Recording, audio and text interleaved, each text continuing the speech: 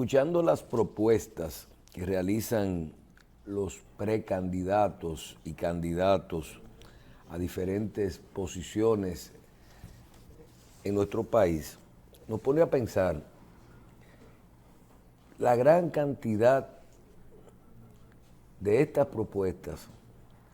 Primero, que tienen que saber que ya los dominicanos están guardando y tomando en cuenta para el futuro lo que se está proponiendo. Yo creo que es fundamental, primero, saber que hay muchas cosas que se pueden hacer. Por otro lado, evaluar. Miren, solamente con esto de nosotros hemos hecho una serie de trabajos con los precandidatos de todos los partidos a las alcaldías del Distrito Nacional. Con todos. Reconocen el trabajo de la alcaldesa actual. Hablan bien de la gestión de David Collado. Todos tienen diferentes propuestas con respecto al tránsito, a la basura, al problema del drenaje pluvial, de que nos inundamos, a los residuos sólidos, a los parqueos. Hay una cantidad de propuestas que yo creo que tendrán que ponerse de acuerdo para tratar de ejecutar. Realmente la situación de nuestro país, en cada uno, no solo en las alcaldías, es compleja. Es un país que le falta todo, comenzando con el dinero para hacer todo eso. Pero hay muchos de esos temas que se pueden evaluar. Hoy, en esta fecha solamente, usted toma y dice, el tránsito, hay mucho tapón, pero espérate. Ustedes vieron el comportamiento del parqueo en el polígono central durante las mañanas. ¿Y qué pasa? Que los colegios privados de esa zona están de vacaciones. Están de vacaciones. Y significa que hay 2.500 unidades de vehículos de profesores que no están en la zona, que no están en una acera parqueado. ¿Qué pasa con el tapón que ya no es desde las 6 hasta las 8, sino que comienza un poquito más tarde, que no hay, que están de vacaciones los muchachos? Entonces, hay cosas, datos reales que ya se tienen y que se pueden buscar soluciones utilizando todo esto. Ojalá y que en muchos de esos casos, el mismo tema del drenaje, de la cantidad de cosas que hay ahí, del agua. Mira, Domingo Contreras hablaba de que hay que hacer un estudio real. Porque no está el estudio de todo lo que es Santo Domingo por debajo. O sea, la electricidad, el agua, el drenaje sanitario, el drenaje pluvial. Por abajo, el mapa de todo eso ahí abajo. Pero no solamente es dónde están y por dónde van, y dónde hay y dónde no hay, no. Es saber el grosor y la capacidad de cada uno de esos. Aquí hay una gran cantidad de cosas que tendremos que sentarnos y ojalá en lo que tiene que ver con las propuestas, y ya no solo en lo municipal, sino en lo que tiene que ver con las propuestas, que nosotros podamos guardar todo esto para ver de acuerdo a las circunstancias del futuro qué será posible o no. Y hay muchas cosas que debemos de, inclusive, preparar los estudios para poder ejecutar. Porque aquí hay cosas que ya uno sabe. Hay muchos candidatos que repiten. candidatos a alcaldes, candidatos a diputados, a regidores, que ya lo son, a senadores, no le pueden a uno hacer una propuesta muy nueva. Usted tiene un gobierno que ya fue gobierno y todo el que sabe quién fue gobierno sabe cómo nos van a gobernar y qué van a hacer en cada caso y hasta quién van a poner en cada posición. Usted se siente ahora mismo y dice, repitió el presidente Abinader. A usted le puede gustar o no, pero usted sabe qué va a pasar en materia de turismo, en materia de zona franca, en qué va a pasar con el manejo y comportamiento de las remesas, cómo se va a manejar la justicia, cómo se va a manejar la transparencia, porque se está haciendo de acuerdo a las circunstancias de cada caso.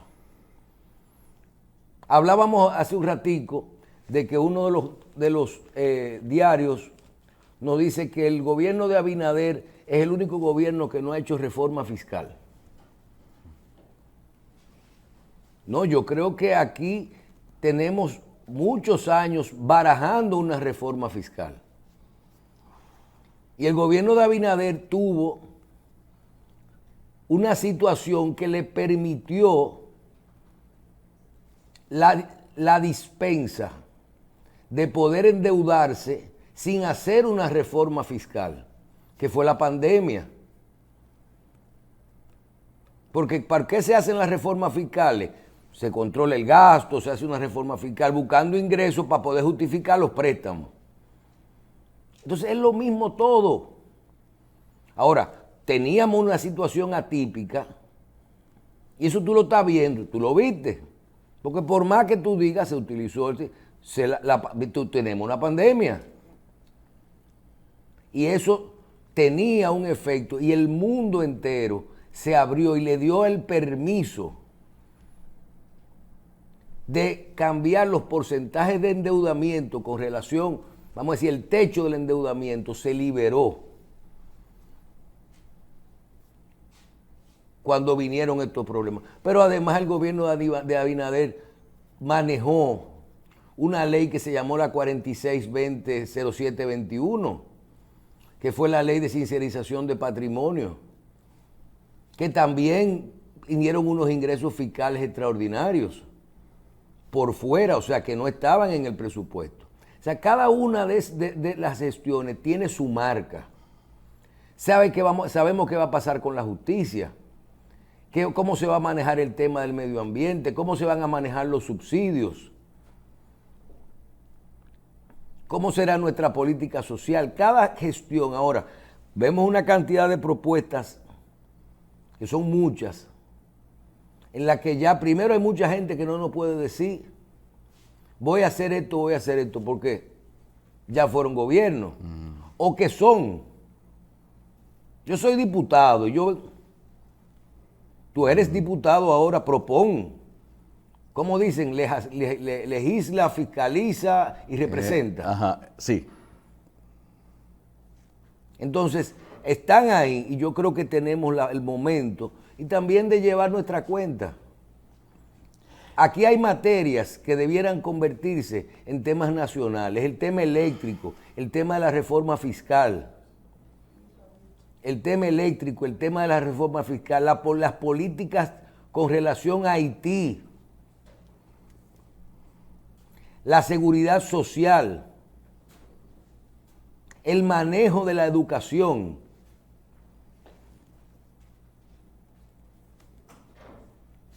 Miren, ustedes conversaban solamente el problema del manejo de la educación. ¿Qué vamos a hacer con los libros de texto? ¿Qué le vamos a enseñar a los muchachos?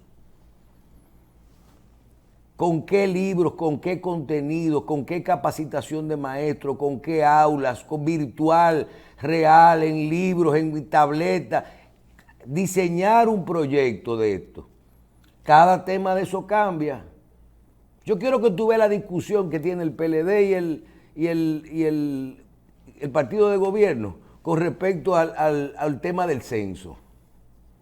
Que si nosotros lo presentábamos en el 2010 en una en 19 meses después, el otro 9, que te lo va a presentar 9, que es el que va...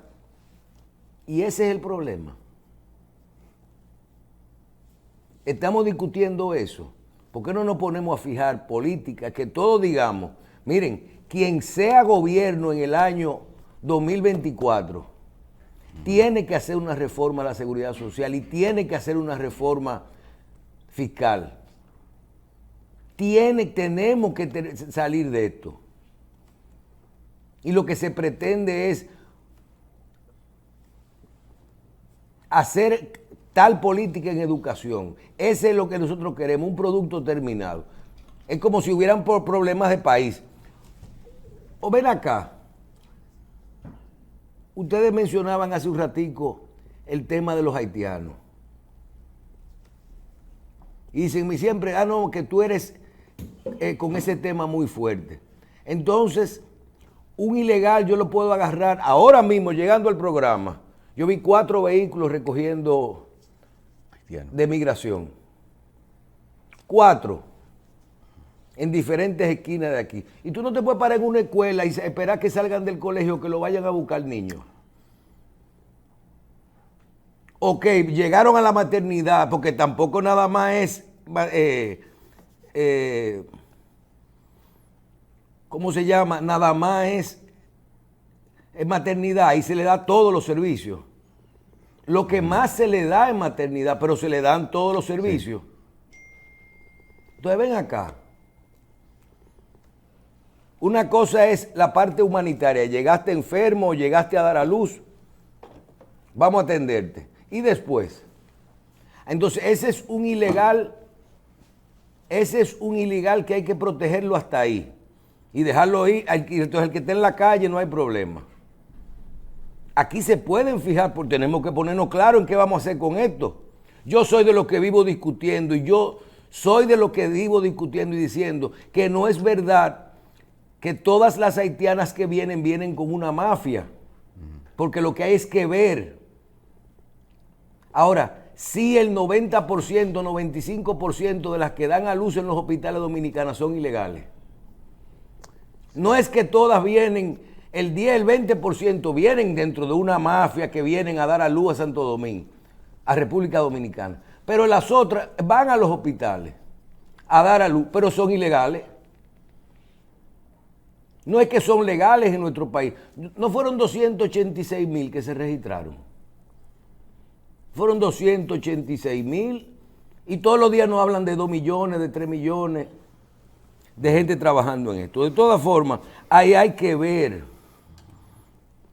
qué vamos a hacer con esto. Michelle, en la parte del análisis donde hablas de lo que tiene que ver que a falta de una reforma fiscal se acude a otros mecanismos de fiscalización de patrimonio. Entonces, el gobierno tendrá presupuestado hasta qué tan lejos, que es a lo máximo que se puede llegar cubriendo déficit con cuentas, con el cobro de cuentas por pagar o cuentas por cobrar. No, porque eso va a depender de cada presupuesto que se estructure, de cómo se comporta la economía y de qué tú vas a hacer en cada año con los recursos.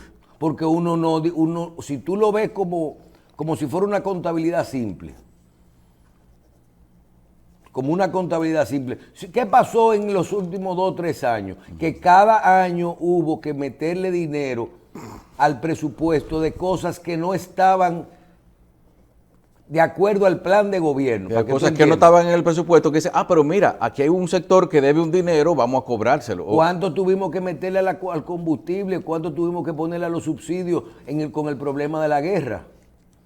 ¿Cuánto se gastaron en vacunas? ¿Cuánto se gastaron? Entonces, luego, ya cuando tú estableces una política de ingresos regular, de ingresos fiscales, en un momento regular de la economía y de la vida de un país, entonces ahí sí se considera que si tú te endeudas si tú tomas financiamiento para cosas que generan, que son obras de capital, pero si tú ves el presupuesto global, ingresos y gastos, nosotros tenemos 20 años endeudándonos, 20 no, 30. Porque yo creo que Balaguer es el que de ahí para adelante comenzamos ligeramente a la política. Eso es un diseño Es un sistema de cómo se maneja una economía, que funciona, esos ingresos se endeudan, una parte es en dólares, una en pesos, y eso se va, entra a la economía, funcionan para la parte que va a entrar en dólares, qué se va a hacer con ese dinero. Porque si fuera tan fácil así no es, todo el mundo haría una buena gestión.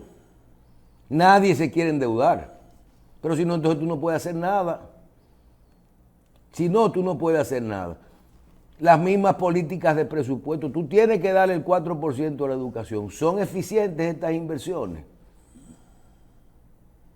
Aquí hay mucha gente que ha dicho, el mismo gobierno que está, tú lo analizas y tú dices, nosotros hacemos más con menos. Sí, lo que se ve ahí en el papel es así.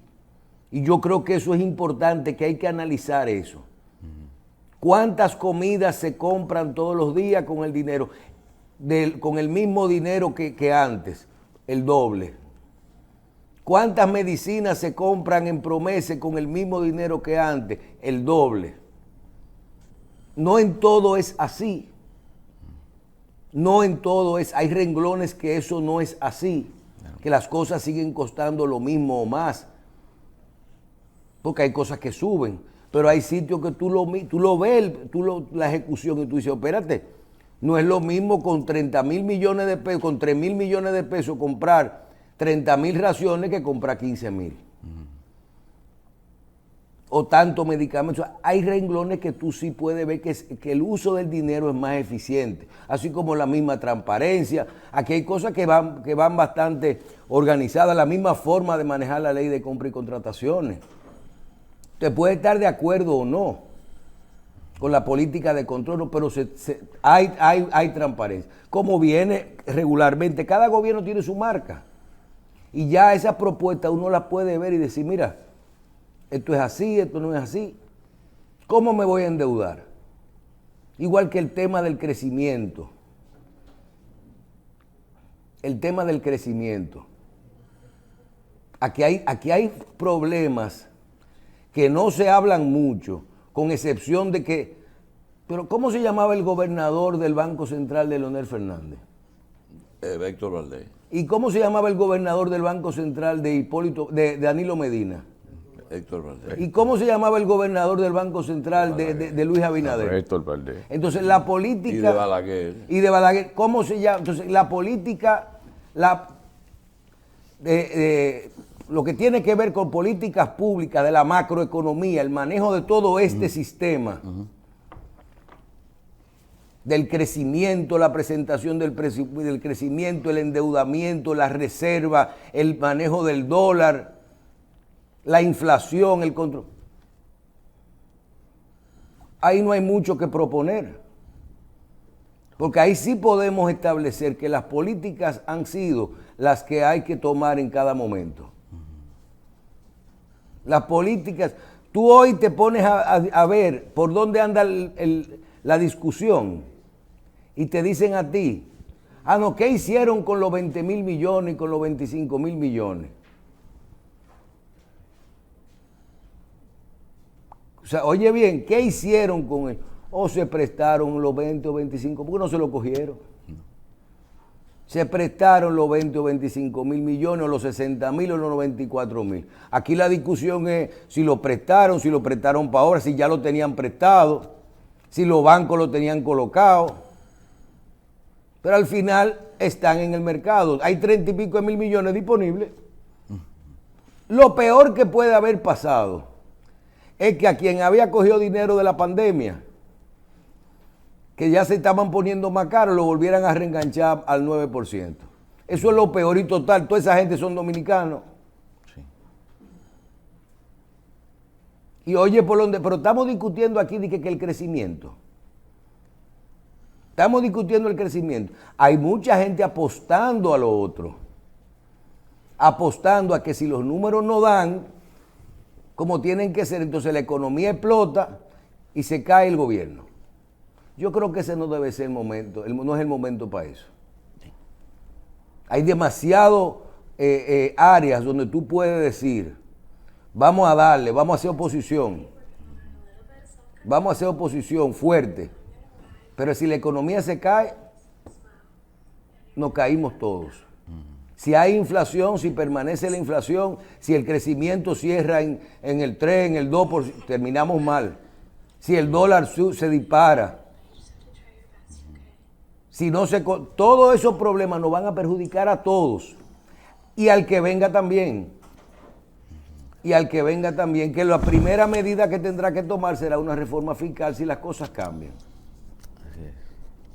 Una reforma de verdad, que no quiere decir que el que no haya una reforma fiscal no es que no se hayan recibido dinero por concepto de préstamo o de ingresos extraordinarios producto de otras resoluciones fiscales o leyes fiscales, porque están ahí y representaron ingresos en nuestro presupuesto, gracias a Dios, porque tú a veces puedes recaudar más sin hacer una reforma fiscal y recaudar mejor.